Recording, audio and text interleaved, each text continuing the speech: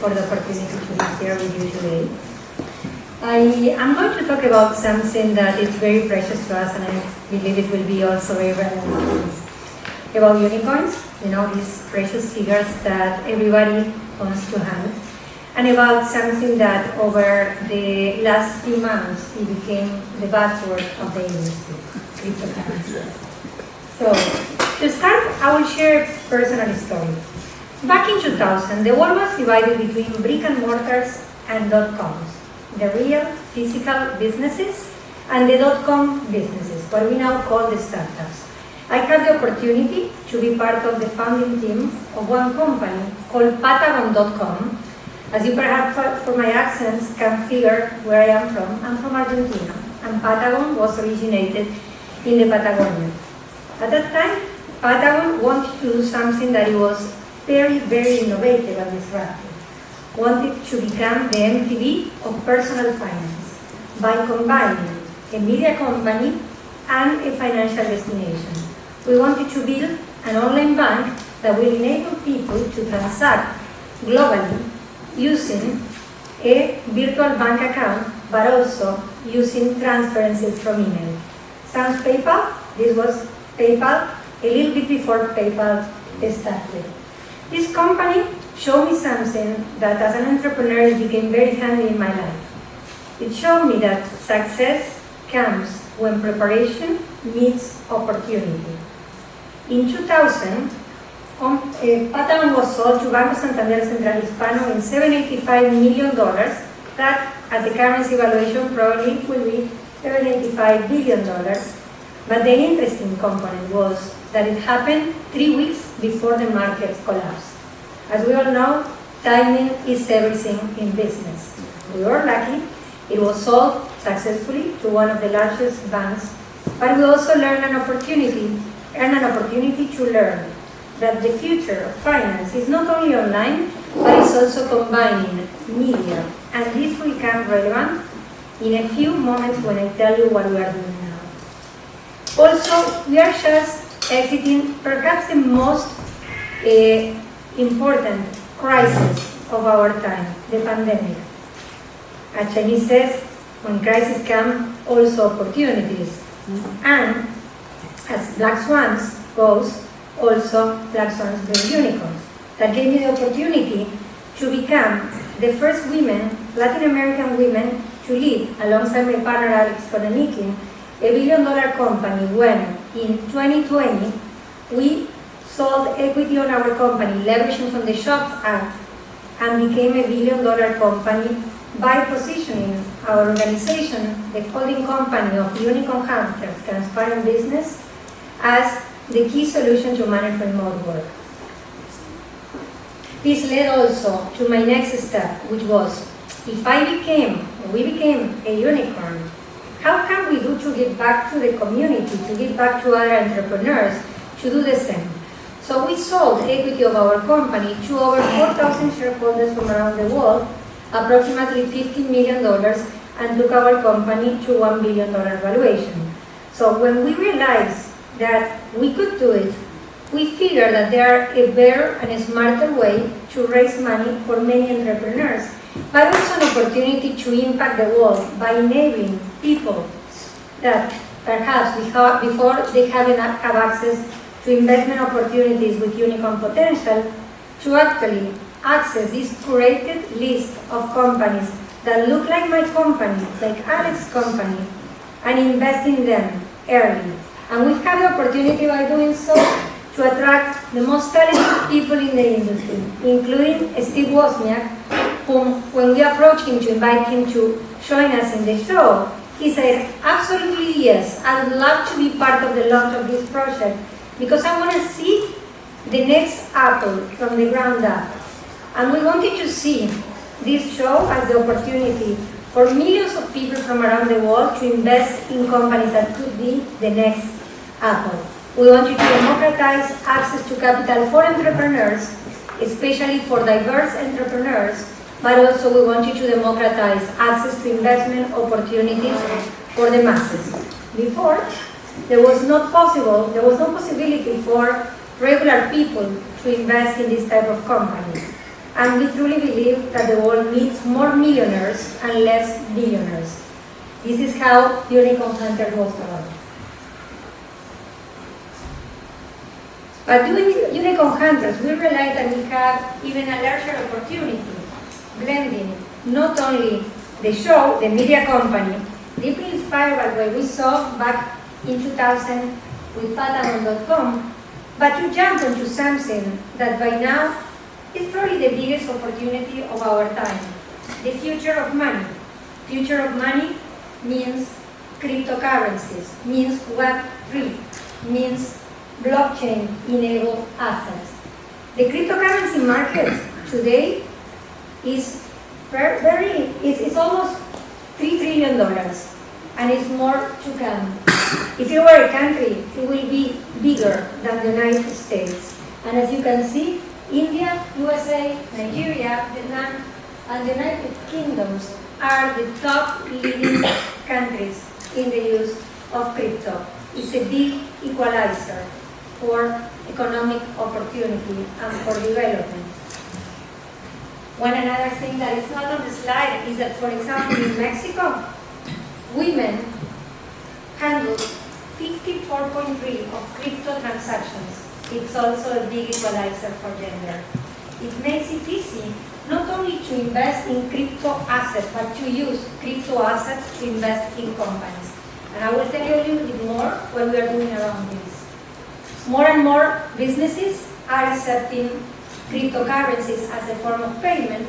We're actually, with our own crypto asset, we are using it to facilitate transactions, and more are doing the same.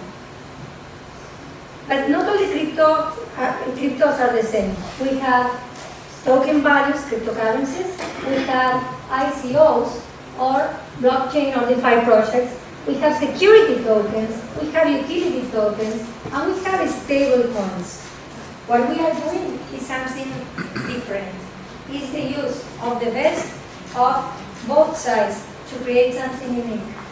The challenges with traditional cryptocurrencies are, of course, high volatility. If you think of Bitcoin, or you think of Dogecoin or Shiba Inu, in this case, currencies that started as a joke and has reached an enormous amount of value, they are highly volatile. And it could represent a fantastic business opportunity, but it can also represent an enormous risk. Also, anonymity and the lack of transparency is a massive factor. You will see the regulation is coming to make it a little bit more protective for investors, because through the anonymity, it's very hard to challenge someone that you put your money on and suddenly disappear because it doesn't have a face or it doesn't have any organism that is backing. So this is becoming more and more of an issue, and governments are just stepping onto this. And of course, whatever it happens as well with this type of currencies could end up in the dark wide web and lead to misuse. So some people, like Warren Buffett, is not extremely optimistic about Bitcoin.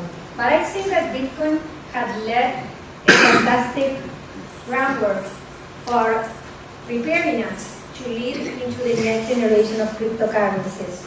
Over 13 years ago, they built an enormous value and positioned the future of money, opening up what we believe is going to be the prime time for the next generation of crypto. And this is also that many governments and many enthusiasts of the much more regulated crypto market are getting excited about. The US government and many governments trying to create a framework to bring positions together and to protect the audience. So this is why we launched Unicorn. We have Unicorn Hunters, which allows people to connect with promising companies from around the world, a media company that enables us to have massive visibility so people can invest in these companies.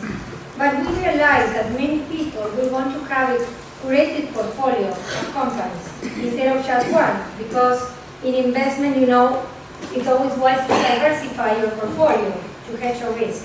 So we created Unicorn, leveraging from the best of both worlds, the best of crypto and the best of a global investment and innovation fund.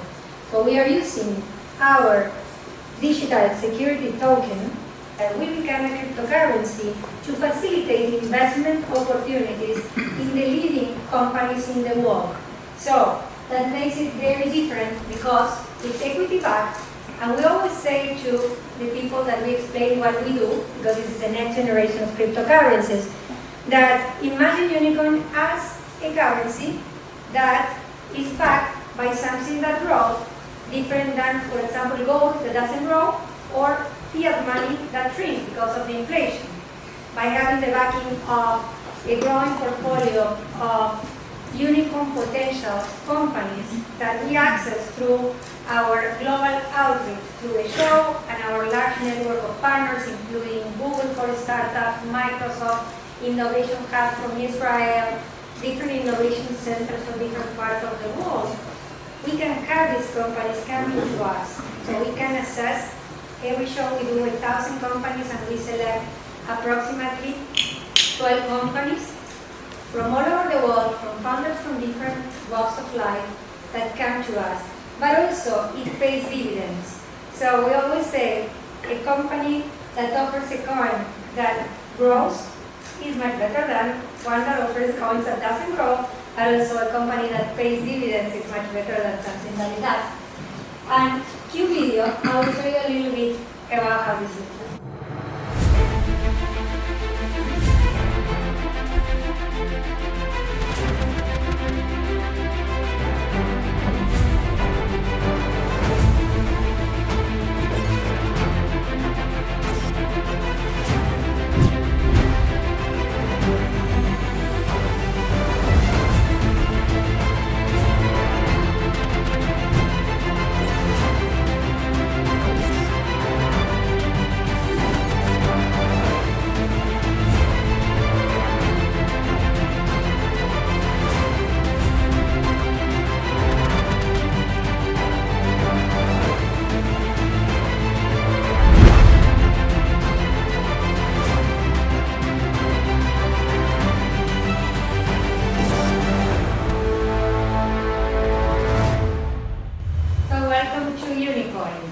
And with Unicorn, our goal is to connect the dots between cryptocurrency and a global innovation fund to enable companies from around the world to have the opportunity to be funded by people at a larger scale. And we are doing this because we believe that one of the major problems that cryptocurrencies face is the high volatility. So by using the companies that is backing Unicorn and the collateral, we will address that, because we will create a fund that has different funds underneath that will have different investment thesis, and we will be investing in the hedge fund, and this hedge fund will distribute the risk among all the others, rotating, constantly looking for companies to fit that fund, and managing it smartly without fees based on success fees. So what we want to do is to create a currency that will allow people to also benefit when the companies in our portfolio has an exit by distributing dividends. And we believe also that if a company with no backing, that even started with zero, has reached the market value that Bitcoin or Shiba Inu or any other of the coins available reach, by having a solid business, control of the brand, a distinguished top of the market leadership team, we can do much better. And the total supply will be 25 billion coins. We'll use these coins, and I can detail later on more on our tokenomics, to create brand and to build equity position in companies. We already have 5 companies that come from Unicorn Hunters Show. You will see that companies that are featured there are companies that are extraordinary, companies that solve real issues from the world, from biotech, from health tech, from fintech, from Web3, from B2B and marketplaces, from top technology that address climate change, very much aligned with the global development goals, but are fantastic business opportunities from entrepreneurs from all over the planet as well.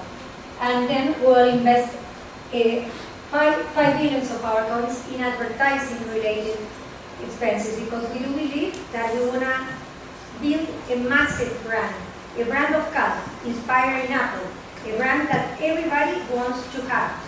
And I'm a marketer. I used to be vice president for communications for Visa and for Compaq before becoming an entrepreneur. And we do understand that perception is reality. So for that, we want to create an enormous value on the brand by not only communicating the attributes, but building the products in the back. We plan to list the company in major exchanges in the first quarter of 2023. While we are creating this, we are creating momentum, as Tesla has done, or we take Fallet Energy wait for 8 years to get you the watch that you want. We are only handling pre-sales, and we are doing it with enormous success. When we launched this 6 weeks ago, we launched it only to our internal investors, to our existing investors, a small round of $10 million. In 3 days, we have oversubscribed the round for $20 million. So we closed it. We launched it again, a smaller round. In a few days, we have to close it.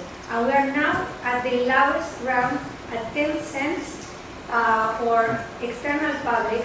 So we'll be the first and least expensive public round ever. Our goal is to list it again at the target $1 the first quarter in 2023. And one of the significant advantages that we have as entrepreneurs in this project is that when Bitcoin goes up, we are carried with them and we are going up.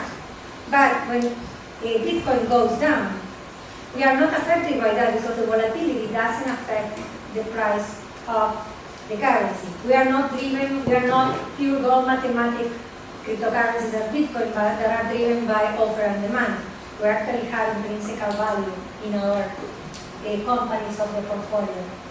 And we also leverage from our show. Our show, Unicorn Hunters, has been seen by dozens of people from around the world at an average of 7 million people per episode. It's a rare syndication. By now, we started in Latin America with the leading media companies in Latin America, including Grupo Expansión, Clarín, El Observador, El Colombiano. We're in negotiations with Time Warner. We are also signing a partnership for distribution with Binge Networks and also with Claro Video, which is in Latin America the largest. But Latin America was simply the test market to see that we can take a show to the networks to have millions of viewers at no cost, because as a content producer, and this is back to what I tell about the story, bringing a media company to drive education, community, understanding, and then bring a transactional platform on the other side. So by doing that, our show is partnering up with the leading media in the world, so we can have access to massive audiences at no cost. And we plan to reach 1 billion viewers in the next few years. We are launching now the last batch of the first season. We have 12 companies already, and we are going to have 12 company more. And we believe that we will create a portfolio together with the show and Unicorn of $20 billion by 2026. We are doing it in extremely efficient, using Unicorn, using cash raised by Unicorn, but also using media for equity. We take an equity position on the companies that we feature in the show, approximately 5%, that will be 10% when we are at full distribution. So if a company is valued, and an average valuation of the companies that we're looking for the show are between $20 to $200 million, we are paying $1 million, that's not even a cost, because that is the cost of an average episode, for something that perhaps Andres in a row will pay $20 million. Just to show you the math and the efficiency when you do media for equity. And this is something that it's helping us to have massive awareness as well. If you go to any of the airports, you will see Unicorn everywhere, repetitions, brand building. If you see the buses, you will see there, and we are present at the top leading event. I presented alongside with Rosy Rios, one of our board members and partners, the former treasurer of the United States, whose signature is in $1.7 trillion of circulating bills.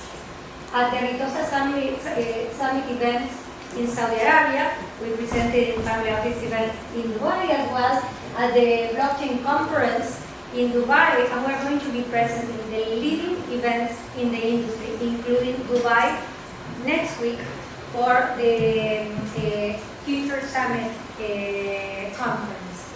And this is going to be repeated in Monaco. So our visibility and our value proposition will be growing exponentially because, as you know, in the crypto economy, perception is reality. So we want to make sure that we are present, taking our value proposition to the right markets. And also, we are doing a lot of PR, and the media is praising our approach. Was with one of our spokespersons who very spontaneously talked about how we are different from the rest and why this is the company of his preference. The crypto, he's not a big believer in crypto, but he believes in unicorn, because at the end of the day, we are leveraging from crypto, but we have a backing from a fund, a global innovation fund that brings top companies from around the world that has potential to become the unicorn and better than them. So a lot has been done. We partner up with top media as well, including the Washington Post, and the new wave of regulation is placed very, very much in our favor because we are SEC compliant. So we are playing by the rules. We want to be safe. We don't want to be sorry. You know, there's a lot of shady areas in this field. And this is one of our partners. He was also the CFO of the White House for 2 terms during President Biden and Al Gore, who was Vice President. And I think that, you know, more and more is expected to come. Our leadership team is and board members are top industry experts on the future of money. Alex, my partner, was one of the most successful entrepreneurs. He founded the largest commercial bank in Russia at the age of 23, before he defected to the United States. Rosy Rios, former treasurer of the United States during Obama administration, is also on the board of Ripple, and is one of the top leading experts in the future of money. Was actually the one that printed the money. Now it's making the unicorns. Vega, as I said, the former White House advisor, and Louis, our chief financial officer, was a top executive at Barclays. And myself, as I mentioned, I am a serial entrepreneur. I was vice president of public affairs and communications for Visa International, and global vice president for communications for Compaq Computer, Hewlett Packard, and the founder of several companies, and part of the leadership team of this fintech company that I mentioned initially. So we believe there is a new wave of cryptocurrencies. The next frontier of cryptocurrency is asset-backed and dividend payment. So if you have any questions related to Unicoin or the industry, please feel free to let me know. I'll be around if you have any other comments as well. So thank you.